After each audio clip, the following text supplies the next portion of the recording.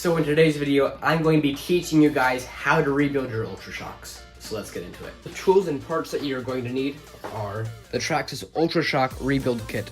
They're $3 each, and the part number is 2362. And I'm going to be doing all my shocks. So I got 2 of those, a 2.0 hex driver to take the shocks off, some pliers, side cutters are optional. They help though. Shock oils, I'm going to be using these for my shocks, some cups, some paper towels, and most importantly, I guess the shocks, yeah, that's pretty important. So yeah, let's get into it. Okay, so what we're going to start off by doing is just disassembling the shocks. So what you do is see this little crack in there? It's kind of hard to see, but there's a little crack. You press down, you slide the shock shaft through, the shock cap comes off like that, then you just press down the spring.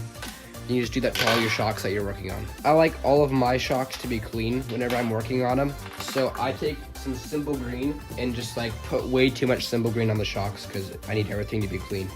For me, I have a bent shaft. So what I'm gonna do is I'm gonna use the side cutters to hold that steady. I'm gonna twist this off with my hands. It's not that hard to really twist off. So now what you do is I'm gonna grab a vise. So what we're gonna do is we're gonna put the bent shaft into this. Oh, I forgot to mention a hammer. You can solve literally everything with a hammer. We're just gonna take the bottom shock cap off.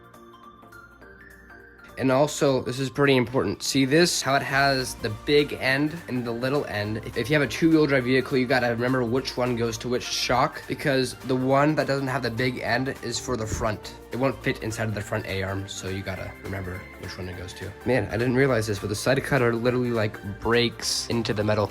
That's not good. So now what I do is I grab a paper towel.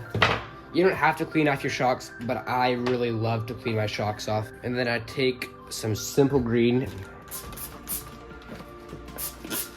Yeah. I'm actually just coming up with this on the fly. I've never done it like this. I think I'm just gonna squeeze it around like that. This is so crazy. Yeah, I don't recommend what I just did. Clean it off maybe like just individually. That was a really stupid idea. Don't do that. It kind of worked, I guess. So now you get a cup. Take the shock caps off. One of my subscribers commented you can just use like a hex tool and like poke it through there, and it is literally like the best. Look how easy that was. Get all of the goop out of there. Shaft should just come out. Bang, look at that. So now you just do that to all your shocks. Okay, you guys, I just came up with the most genius idea ever. So I'm gonna put everything inside of a cup that I want to clean, and then I'm gonna spray Simple Green all in it and then shake it up. There we go. So Simple Green, spray, spray, spray, spray, spray, spray. Yeah, get that all in there. Look at this. I found a glove. So I'm gonna go like this for waterproofing, then we shake it. Everybody watch this. This is how it's done. Look at that. That actually worked. I'm very surprised about that. Alright, well, I recommend that. Do that. Okay, so now back to this. So we're gonna take apart the shock. We're gonna unscrew the bottom, get all the O-rings and spacers out. There we go. So we got all the shock stuff out. So now what we're gonna do is I'm gonna do the cup method again, because that just rocked. That was amazing. So I'm gonna do that again. Stick everything in here. No, so these things, I forgot what they're called, but these little rubber parts, make sure you get these out. So now what I'm gonna do is I'm gonna put this stuff inside of a cup, because cups just rock like that, you know? And we're not gonna use this old stuff because the kit comes with it. So now I'm gonna put all this stuff off to the side. I don't think I'm gonna need it again. I would normally throw it away, but I have a tendency to like lose things. So dump everything out. Wow. So now I'll dry everything off. I didn't mention Q-tips on the list, but they work great. Just one mistake that I made, don't use them inside the shock body because all the cotton fuzz gets stuck inside that. This isn't essential, you don't need this, but it helps get all the old shock oil out of the shocks. Okay, so now we grab our shock rebuild kit. I'm trying to open it up as controlled and as slowly as possible because I don't want everything to just fly everywhere. Okay guys, so I'm just gonna show you how to do one shock. What you're going to grab is one O-ring, and I forgot to mention this in the beginning, but you're gonna wanna get some green slime because it helps the O-rings do a better job of sealing in all the liquid inside of the shock. So you put one there, and then you grab one of these white spacers, stick it inside there. You grab another O-ring, dip it inside that, spread it around, make an O-ring sandwich. It's the easiest way for me to remember that. Okay, so you screw this on. You grab some shock oil, put a little bead of shock oil on this. Spread that around on there, then push it through. There we go. I'm almost ashamed of saying this. You don't know how many tries that took me to do. That literally took me like 25 minutes of tries to do what I just did there. Screw the bottom thing on, yeah, this thing.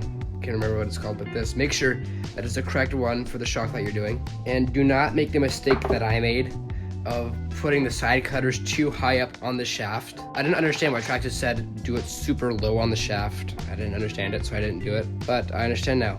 It does not go smooth anymore. Okay, so now we grab all the shocks that are done, and then you grab some weird contraption that you've made to hold the shocks. So you put the oil of your choice in there. I'm using 50 in the rear, 70 in the front. Fill it up about halfway.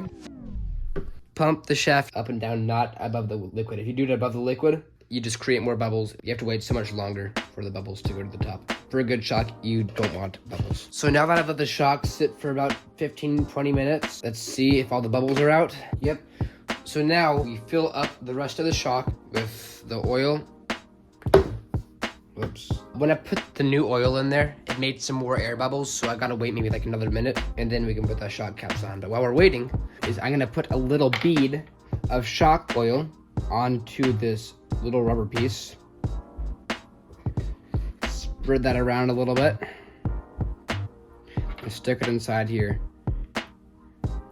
Or another way you can do it is do what I just did, but instead of sticking it inside here, you can just stick it on top of the shock body. My 70 weight shock oil can literally broke. Whenever I put more shock oil inside this, it's all gonna just come out the top. Watch this.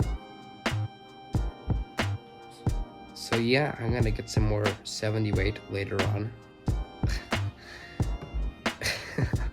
We've got our first shock that is done. I'm gonna put the cap on. Make sure that the shaft is fully extended out. I think that's how it works on this shock. Yep, 3 runs pretty good. Okay, so you just do that to the rest of your shocks, then your shocks are basically done. Okay, so now one of the last things that we're gonna do is we're gonna reassemble the shock. You don't need to grab a Q-tip or clean it off, but for me, I like to have my parts clean when I put it back on the RC car.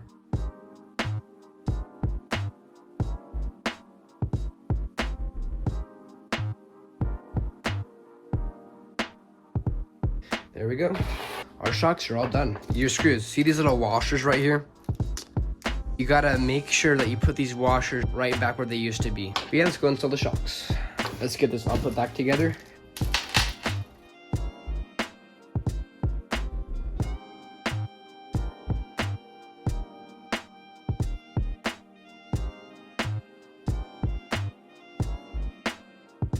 There we go. That's looking much better. See what it sounds like? It's still squeaky. I think that's the A-arms though. It is a lot better. Let's do a quick drop test. Oh yeah, look at that. Man, this thing looks so sweet. So I hope I helped you guys figure out how to rebuild your Ultra Shocks. Hope the video is entertaining and you learned something. And like I always do, I'm gonna wind down today's video by talking about God and what he's been teaching me. So in Malachi chapter 1, the Bible is saying how the children of Israel are giving God all these really, really bad sacrifices, like all these defective goats that can't walk, blind sheep, stuff like that. And they're like, what are we doing wrong? Why are you not happy with us? We're giving you sacrifices. So this is a good example that I have for myself. So let's say your parents ask you to do the dishes, and that's like the last thing that you want to do. So you're like, oh, I'll go clean the toilet, and I'll make it so when you go in there, you'll be able to see your face in the toilet. I'll make it so clean. But that's not what they're asking for. They're not going to be happy with that because you didn't do the dishes. You should respect God whenever God asks you to do something or give something up. Sometimes I think I'll just be better off whenever I keep that thing that God wants me to let go, and I'll just be better off like that. But that's a lie from the devil. You'll actually be so much more free whenever you give up that one thing or do that one thing that God wants you to do. I hope that encouraged you in some way. And also, I challenge you guys, go read Malachi chapter 1, because that's the chapter that I just read like literally 10 minutes ago. It's very good. You're guaranteed to get something out of it. God bless you guys. See you later.